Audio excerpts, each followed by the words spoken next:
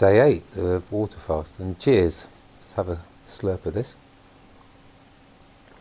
Good filtered tap water, that is. That's been allowed to stand for, well, at least 24 hours to try and let the chlorine evaporate off it, and then put it through a filter as well, just to make it less horrible.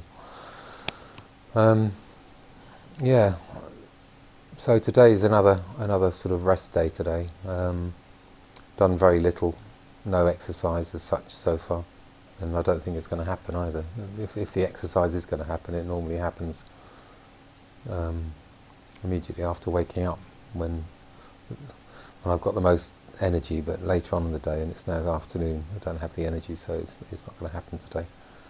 But yeah, it's one week's gone now. We're into the second week, so that's a bit of an achievement, just getting this far. And I know some of you are interested in the weight loss and things, and the weight loss for the first week, which is probably going to be much higher than it will be for the subsequent weeks, has been 14 pounds. That's quite a lot to lose in a week, you know.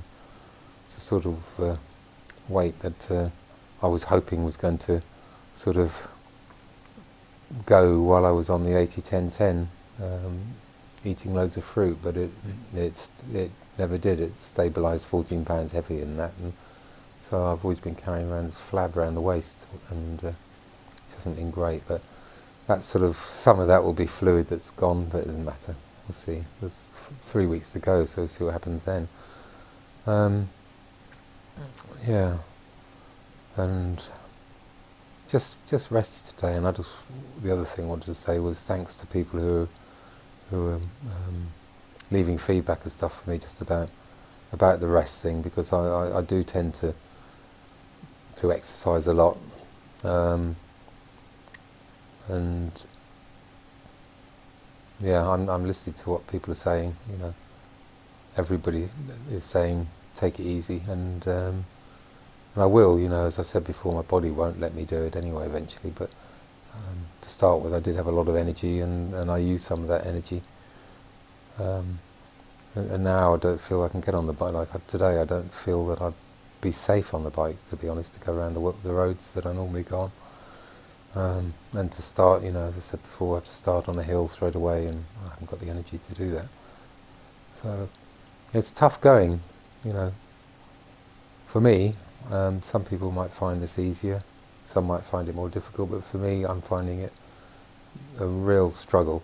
And a lot of that is just because of the emotional side, you know, and when you do take everything away from you, all you get left with is your head, basically, your emotional side, you know. And it's like, I'm feeling very skitty at the moment, whatever skitty means, but just like the brain doesn't stop working. It's thinking, what should I do, what should I do next, what should I do next, and sort of going to bed in the day is a bit foreign to me. I have done it a few times now, but I've got a little bit of sleep, but it is foreign to me. So but I'm not achieving any of the jobs I'm thinking of doing. So anyway, still very committed and still want to go the whole way, and also no hunger as such. But the trouble is, when I'm watching videos, there's so often is absolutely delicious looking fruit stuff, you know, especially with the raw people,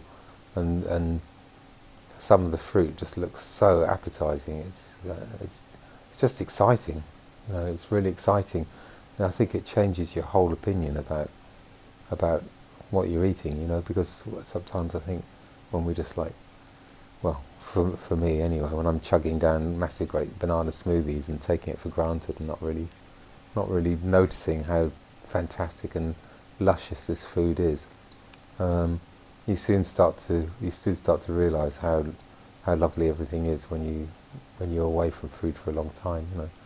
And yeah, I'd put this in one of the ratings as one of the hardest things I've done in my life, is actually stopping eating and fasting. It's a real challenge, you know, but I'm utterly committed. So I'll say goodbye for today, and see you tomorrow.